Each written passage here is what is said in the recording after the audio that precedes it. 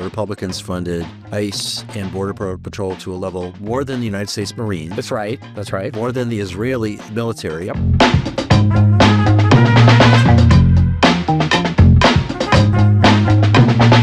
Last May, federal agents in tactical gear stormed a small Italian restaurant in my district where they were preparing for the dinner rush.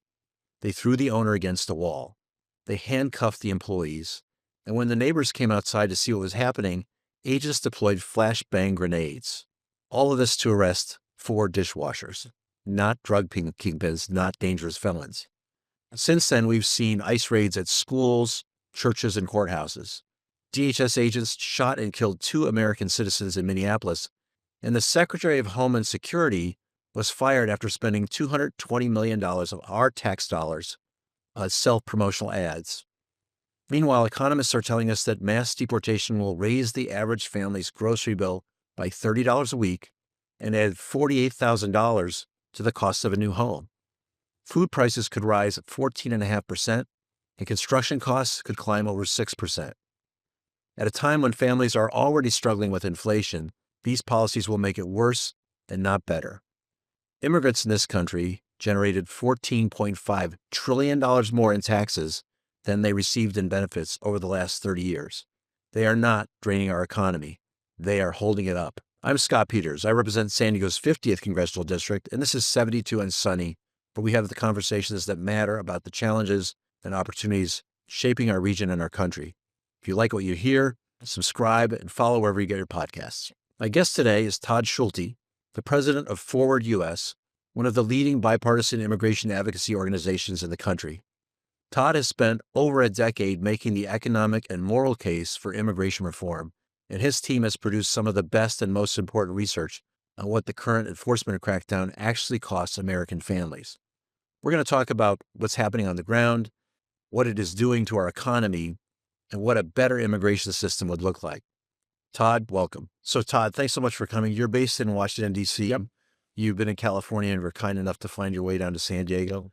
Really appreciate you coming. Well, I mean, it's a huge sacrifice to come to San Diego, as you know. But no, it's great. We do a lot of work in the state and in Southern California and San Diego. And really just appreciative of your leadership over the many years. So Thank you. Before we start, why don't you just tell us a little bit about Forward US and how you got engaged in that? Yeah, so I came to this work as somebody who'd worked in politics on campaigns. I had worked for a member of the House who was a Democrat. And to me, really the important thing when it comes to public policy, when it comes to politics is, how do you use government to make life better for as many people as possible? And having grown up, having then worked on the Hill, this long failed immigration system was something that to me cried out for where, like, yes, there are things we can all do individually, and that's so important.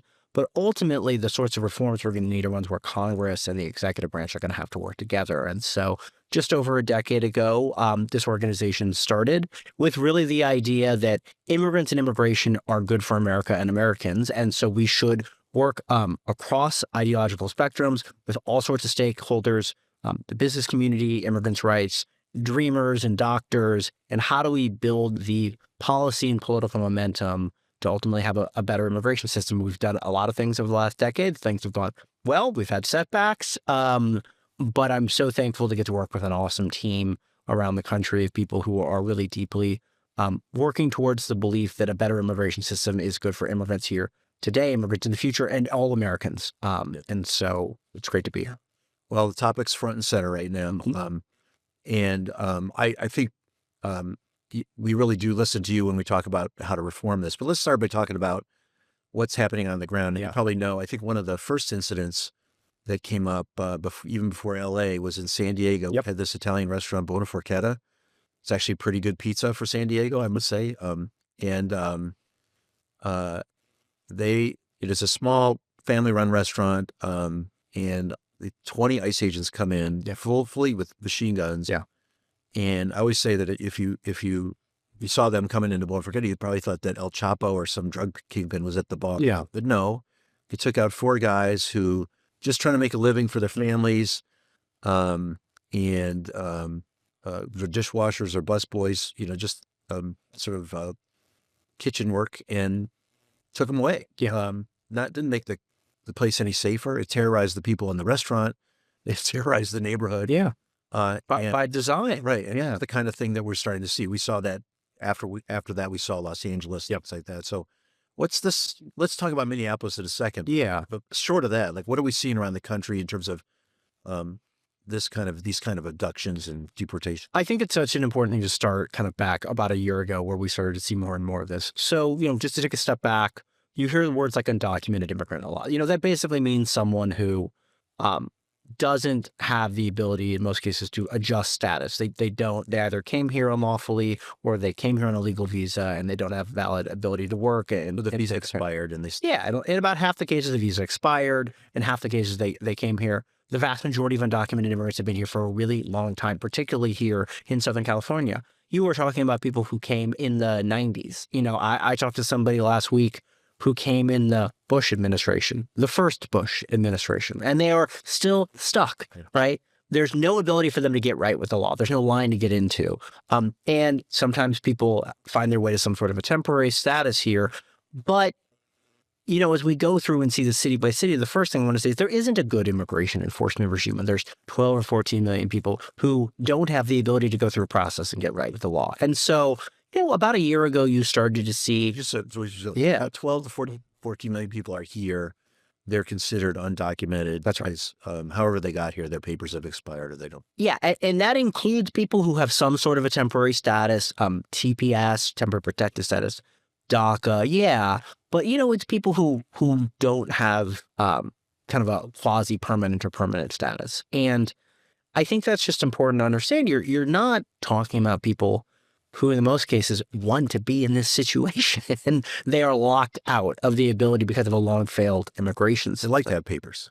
Yeah. Right. Yeah, sure. I mean, and, it's something where we have an immigration system that hasn't been really fundamentally overhauled since 1990. It's really built on the backbones of a system from 1965. So think about what San Diego was like in 1990 or in 1965. Think about the global economy. And think about how much things have changed since then, but we haven't really updated our immigration laws. And so, okay, that's like the big picture. How does that show up? Well, Donald Trump comes back into power and they start to say, we want to go into communities. We want to make sure that we are using, a ever expanding immigration enforcement system. We could talk in a bit about how much money they've put into this. Two, they want to use kind of this all of government approach, which we'll talk about, where you're seeing everybody, I live in Washington, D.C. with a park police now do immigration enforcement.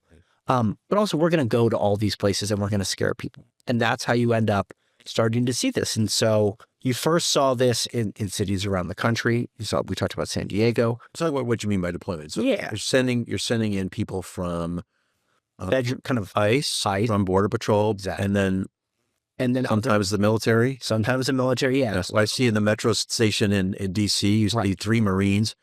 I felt so bad for them. They don't sign up for this kind of duty. They're watching people commute to work. That's right. And so what you saw when we talk about these deployments is this kind of these big pronouncements by the president of the United States. He uses a lot of harmful rhetoric. And the first one of those was in Southern California. And so they send in ICE. Now, ICE is getting a lot larger, and it is quite large, Right. but they don't just send in ICE. And ICE is, the way to think about this is ICE has historically done a lot of the kind of the front end kicking down of doors, immigration enforcement in the United States. So just to go back Yeah. there. So for people who don't deal with that, what was ICE doing, say, in the Biden or Yeah. pre-Trump 2 administration? What would be their appropriate role? Yeah. So what ICE had done, and this goes in and out, but I think a kind of a brief history is after 9/11, the Department of Homeland Security is founded, and immigration enforcement gets lumped in both in terms of at the border, which is CBP or Customs and Border Protection. Those are the people who you can think about have historically worked at the border. So, 30 miles south of here at San Ysidro, but also near the border. Okay. That is a much larger agency historically than ICE. Right. ICE is the second agency that works inside the United States historically. They have at various points and in various states, they work often with, in some places, there's different arrangements with local law enforcement. I think one of the things we're most concerned about now is this huge expansion of immigration enforcement into and through the criminal justice system. But what's enforcement look like, though? But so enforcement in the Biden administration, for example, the overall numbers of people being arrested who were kind of longstanding residents inside the United States went quite down under the Biden administration.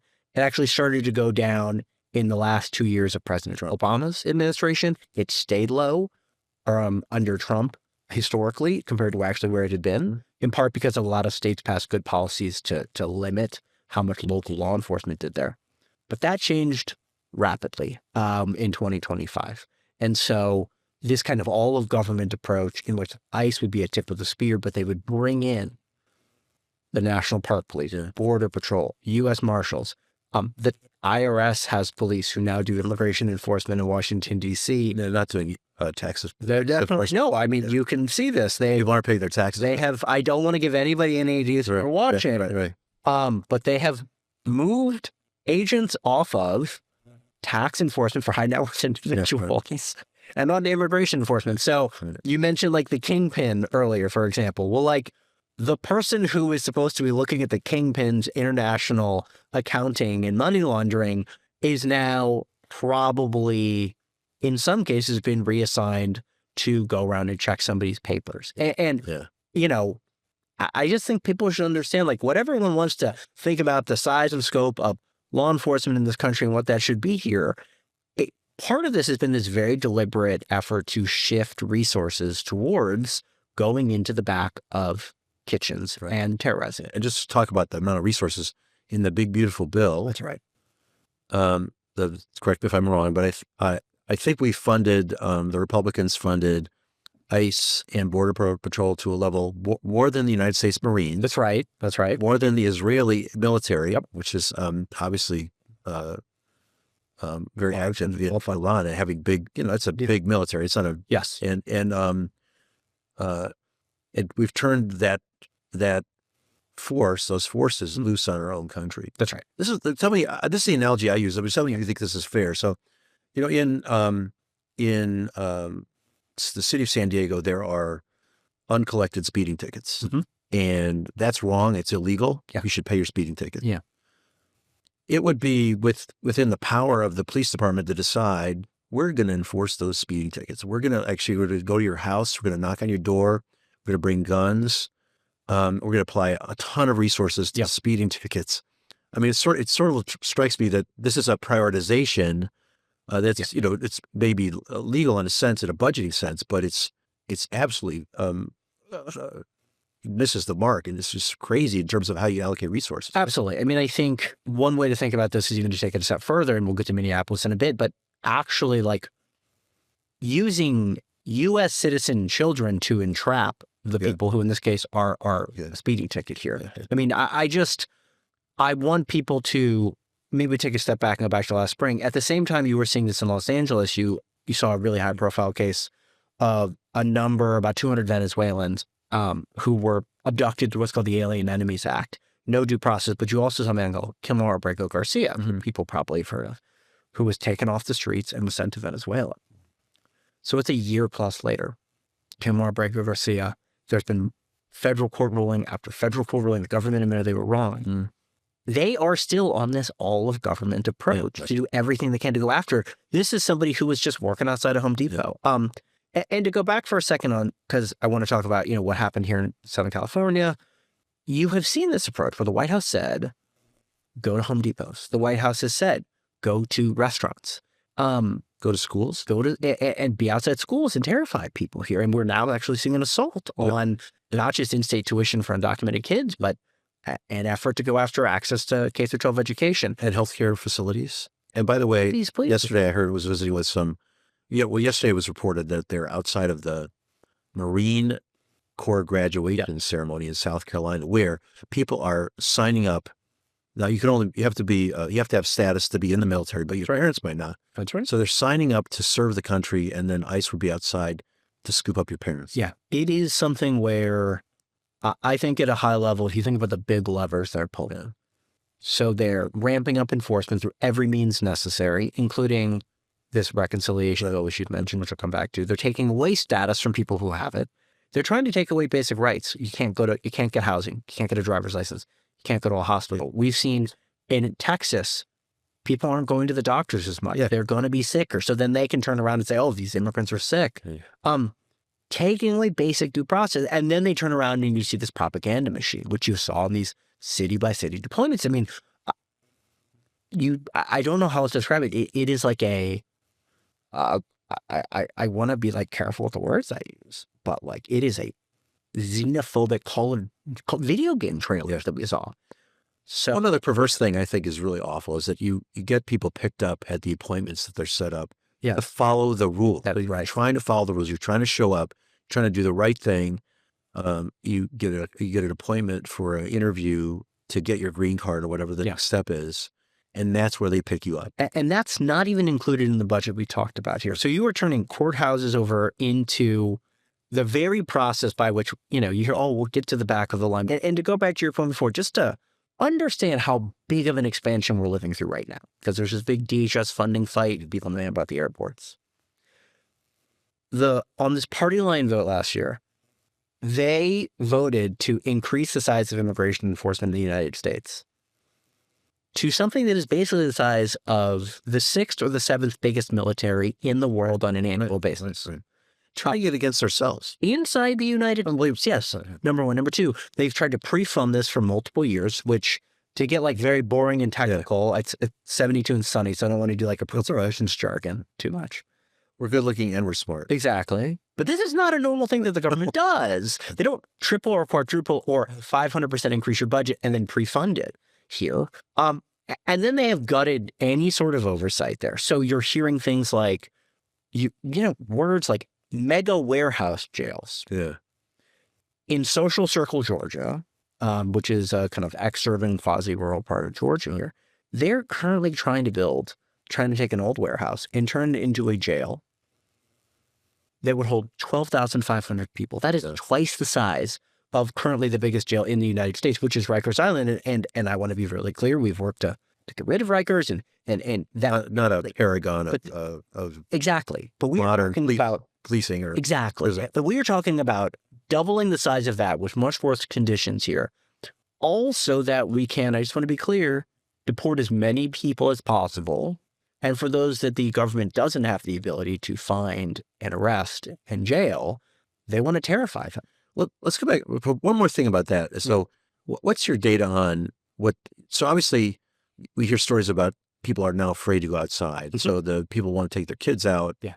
Do you have data on that? Like what's the quantitative effect of this fear that they've been spreading among immigrants and even people who are legal? That's right. But may look like immigrants. So a couple things there. One, in Los Angeles and in Charlotte and in New Orleans, where they kind of went city by city for these deployments here, you saw school district attendance drop 25, 30, 45% in a number of core schools here.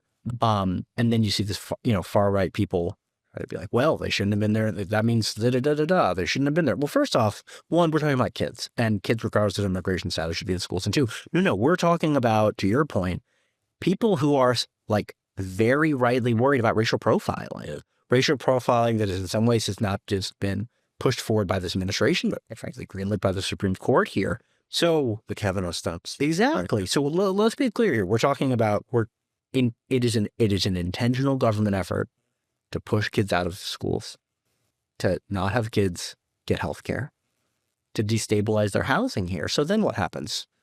So, okay. So like we just went through a pandemic when 14 and 15-year-old kids, 18-year-old kids maybe don't go to school. What happens? They're out of the street. They're into trouble. And then you say, aha, we told you in the first place. That is why your sheriff's department and that is why your local law enforcement not only needs to do immigration enforcement, needs to get bigger and bigger. Yeah. We need to fill those jails that we're filling with people there. And so one thing we think about is how these kind of big systems get bigger together. And it's the thing we're really worried about right now as we're seeing, I'm going to throw these numbers out, a 300, 500, 400% annual increase in the amount of money going into these systems here. It's really scary stuff. When people don't have health care and everything else. Exactly. Let's talk about what enforcement looked like in Minneapolis. This is the kind of thing where, as I watched it, it was obviously horrific and tragic that Renee Good and Alex Preddy lost their lives in this way. It almost strikes me as surprising that we don't see more of it the way this is going on. To me, it's untrained people who are not trained, who are, maybe a little too full of macho and get a sense of power and are just the wrong people in the wrong place, in the wrong role. What's your take on that? Has that scared the administration into anything different, or how do you think that?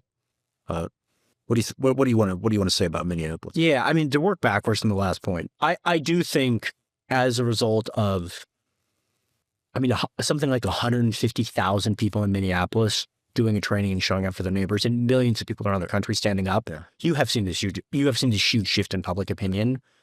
You have seen this huge effort by the administration to basically backpedal off of this one particular tactic, which I'll talk about here. I think it's, we've been involved in these surging into different cities here, and as bad as things were and have been and continue to be in a lot of places, the size and scope of like what happened in Minneapolis is actually pretty hard to understand. So the mayor there, I think, gave a pretty jarring statistic. Yeah, someone said, well, would you arrest federal law enforcement if they broke the law? And he said, well, there's two things. One, that is a really bad situation. If we find ourselves in where local police are attempting to arrest federal police, that leads to some pretty tough places pretty quickly. And he said that. The second thing he said was, we're outnumbered 5-1. Right. They're right. I want to in Minneapolis, Minnesota. This is a big city. This is a city that has right. Look, we have like big police forces in the United States compared to most every other country. We then surged in 3,600 federal agents doing immigration enforcement into a city where there was about 600 police officers here. So just to like give you a sense of what that felt like. So what did it feel like on the ground? One, I think when we talk about pushing money through like all these systems together, look, I want to be clear that like the first people who are going to be hurt by this like are Todd Schulte and Scott Peters, naturally. But also you did get to a point in Minneapolis where there was like two like white people showing up to protest who got killed. It's just like absolutely like this should be very clear where this can end up. We should obviously stop a war short of this. You have people who are being told that their job is to spread fear and to be provocative. You are being told that not just the immigrants or the people around them, regardless of immigration status, which I'll come back to, but the people, their neighbors who are showing up for them are the actual problem. And I think you see that undergirding a lot of this xenophobic attitude. Yeah. It is actually like the allies of the immigrants who are like the true problem. They're trying to scare us about each other. Yes, and that infects people's thinking on this. What I think you saw in Minneapolis was arguably maybe the biggest kind of mutual aid, neighbor-to-neighbor support operation. People who were manning patrols all night long outside of a jail where people were being released. The government was releasing people in Minneapolis, Minnesota, in the dead of night in negative 15-degree wind chill with no clothing. Yeah. And so people stepped up in an amazing way. And I think, to me, like that is the such an important lesson here. So much of the leadership of the energy you're seeing is from people who are saying, I want to show up for my neighbors. I want to show up and say, I don't want that Amazon fulfillment center to be turned into a private prison. Right. And I think a lot what we try to do is just give people the tools of all the ways that they can engage in public policy and just neighbor-to-neighbor work. And since we're back to Minneapolis, I want to make sure that I stepped on your point a little bit. You want to say there was a particular tactic that that they've stopped doing as a result of the two murders. Yes. So you've seen this, I use this term, but this kind of like federal like surge or like city-to-city deployments where they were going in and, they would do this huge surge of resources and where you all of a sudden have more federal immigration enforcement agents in cities than there were, kind of all government officials combined. Sometimes that was, you hear within cities, but it's actually often within like neighborhoods within cities. So you heard about Chicago. It was not all of Chicago. It was kind of parts of the northwest suburbs. I don't think it's a coincidence to say this often also happens around areas where there is a kind of a more affluent, educated workforce in places like Evanston, Illinois, where like people did an unbelievable job fighting back against this. But like where it's worked well is when you've seen policymakers step up and say, have a united front and say, we may not agree on everything, but we're against this. Right. In my hometown of DC, it does not work as well. It didn't happen here. But this, I don't know how to jump out, kill squad approach is one that you've seen them pull back on. So where does that leave us? Well, I think it leaves us in three big places. Number one, they are going to do everything they can to surge money to coerce and force all these other government agencies to do immigration enforcement. There's these called 287G agreements. They basically are different ways in which local law enforcement has to do immigration enforcement. They have expanded the number of these by 1,000% in the first year.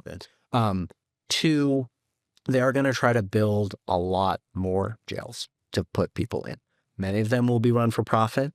Some of them exist already. They're trying to expand. A lot of your colleagues are doing work right now actually to close down what's called Dilly. This is a family jail. Congressman Jacobs, Woman Jacobs was down there with others recently. A lot of colleagues have gone down there. And so you are both seeing efforts to put pressure on that. And also, as they try to build these new ones, you're actually seeing bipartisan pushback against this, kind of really across the country. So that expansion of this, and that's so important because once you build these facilities, there's a saying which is like, if you build it, you fill it. And then it becomes, and this is not good, a job creation. Right. Like, and here in California, you got people who are invested in that. They're invested in it. There's bond payments on it. Right. Their school district is paid for it by tax dollars here. This infrastructure builds up. And so, what you've seen is in places like the South, where over the last 25 years, under both Democratic and Republican efforts, people have been able to really safely reduce the numbers of prisons and jails in the traditional criminal justice system.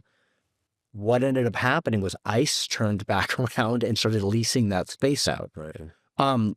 So that's the second thing we're really concerned about. The third is this effort to use the banality of really awful paperwork to hurt a lot of immigrants. So the biggest thing, one big thing is taking away status from people who have it. Millions of people who have a status are trying to take it away from, or make it not worth very much. I mean, student visas, H-1Bs are, making harder to renew. H-1Bs is the ones you use to come work for a company. Exactly. So you're, a high wage employer. You graduate from U.S. university. Green cards aren't worth as much. Like everything is worth less. Trying to take away all these rights. And so also, even if you have a green card, they pick you up and scare the hell out of you. Yeah. I mean, so that word gets out. I think one way to think about this is they want to tell a story that they are constantly lifting up someone who they are like, look at this person, they've done something bad, or look at this person, they've done something bad, and or they are from a country that we want to demagogue, which we talked about. And then they want to use that to paint a picture for an entire population. Right, yeah. But what they're really doing is everything is worth less. So it's not like, it kind of betrays the whole lie here to me. It's not, we shouldn't be having a question about like, or let me put it this way. What they end up doing is when they talk about, you see the mug shot of somebody, they want to scare people here, but it's not just that they're going after all undocumented immigrants. They're going after all undocumented immigrants, and they're going after people who have a revocable status. I mean, they're going after, they won't actually right now say they're trying to end the Dreamer Protection Program, DACA, but they're saying it's not really worth much. Right, yeah. And then they're saying, well, we want the best and the brightest here, the president says, but they're slashing employment, basically, immigration. Again, they're saying, oh, well, like the true refugees, but the entire refugee program is South Afrikaners. People who have a green card, a legal permanent resident, it's just, they're saying it's not worth much. They're talking about even denaturalization. And so everything up the ladder, including to then, we talked about this before, the fear that U.S.-born citizens who may be Latino, they may be Asian American, they may be Black, have a racial profiling, everything gets shifted back in that direction here as we put more money in and we grow this apparatus. One more point about enforcement that I've been working on is with the Afghan community. We have these folks, this happened in Philippines and have been in Vietnam, where we have people from other countries who help our troops. Yeah. The Filipinos who helped us in World War II ultimately got citizenship. Yep. We ultimately took care of the Vietnamese who took care of us in the Vietnam War. We have translators and other folks who are Afghans who put their lives at risk to save our soldiers and Marines. And I think reasonably thought that we would keep our promise to take care of them. But they've been caught up in this same, frankly, xenophobic, racist kind of response too. So and what happened was this argument by example that you talked about. One guy got a hold of a gun and did a horrible crime, and that guy should be punished, but he's an Afghan, so they blamed all Afghans. They ascribed this behavior to all Afghans. And now you've got a situation where the program to get these folks visas, to get them safe from the Taliban, has been stopped. Yeah. And they're talking about being deported, and no one will ever trust us again. No one will ever trust us again when we ask for help overseas. Yeah, and I just think about what's happening now. And we don't have to go into details, but there was like a week there where it seemed like the president's plan was to like inspire, he was saying to the people. Rise up in Iran, you mean? Yeah. Like, what? I'm sorry, I won't curse, but like, what are we, like, come on, like, right. I mean, I just think people should take really seriously the incredible lessons and harms that people learning there, number one. Number two, I think that there is this really, really nasty lie at the heart of the stuff with Afghanistan, where just it sounds ridiculous.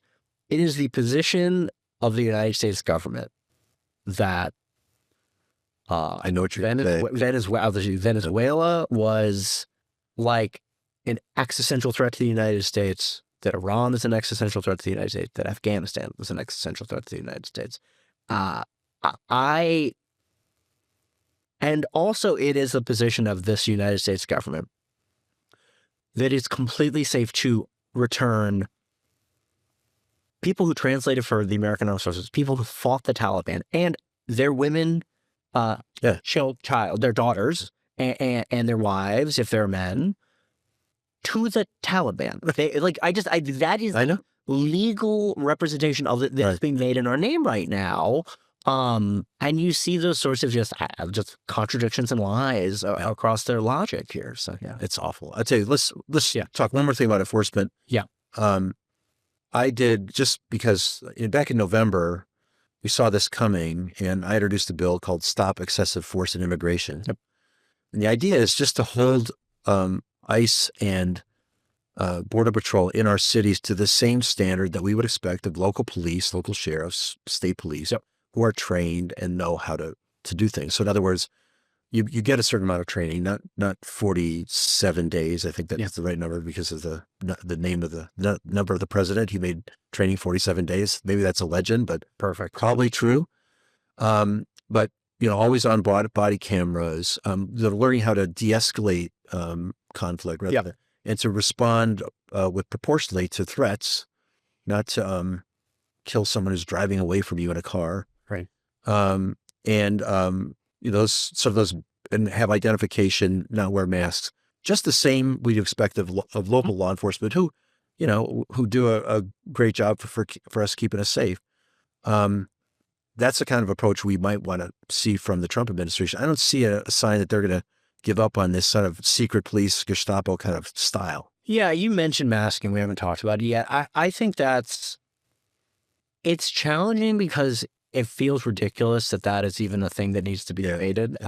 But it is, and I hope people haven't had to see this too much. And there are obviously. Is the doxing thing is that people say they're going to dox, give us our personal information out if we don't have a mask? The best thing I can say to understanding where this actually is you have seen this administration say they have to, they have to wear a mask because of that's going to be doxed. And then last week, the president was like, well, when you go to airports, take your mask off. As if people, I don't know if people have ever been to an airport recently, but people have phones at airports, is what I would say.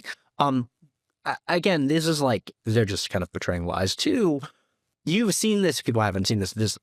At first, it was the number of threats to agents have doubled and tripled and now I think it's up 1,100 or 11,000%. I'm not really sure which one.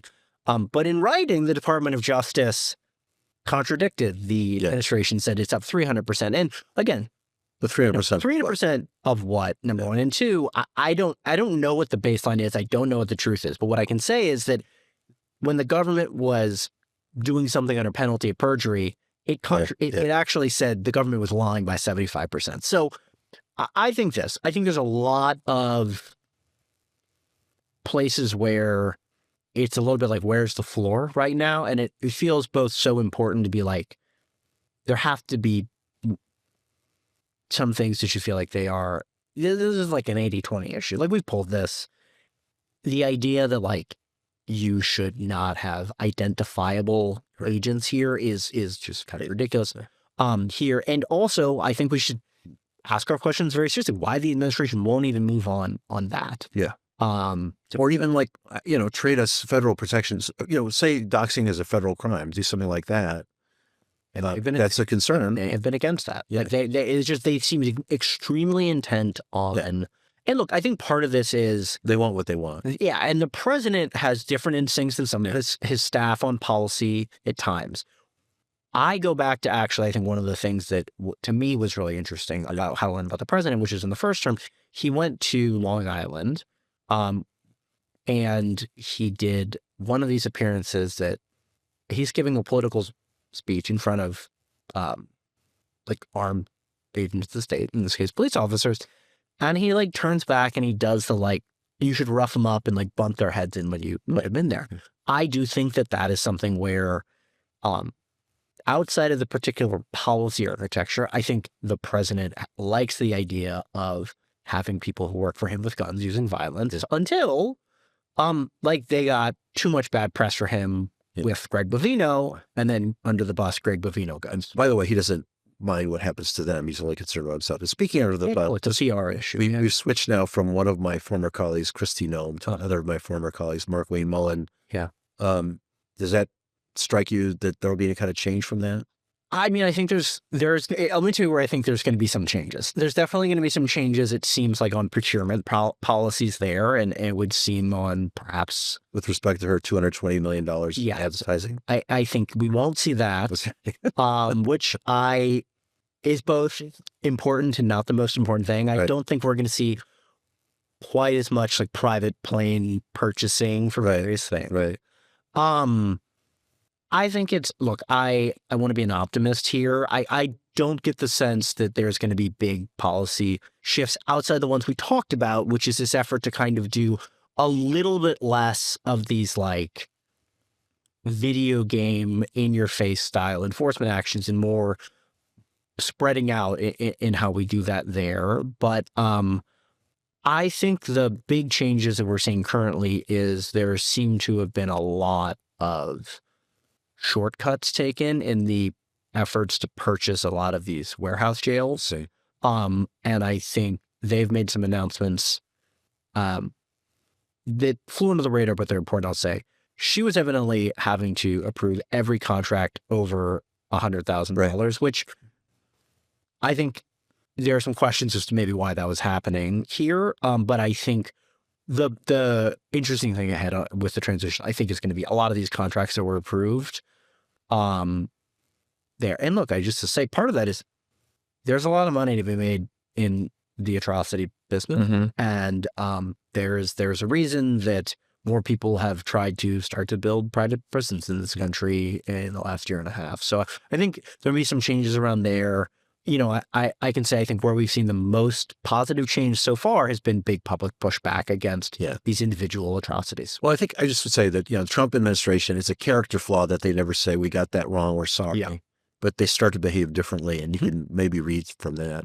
Yeah, I think I think it's an incredibly important point. I think one of the president's superpowers is he can kind of de-escalate without saying it at times. Right.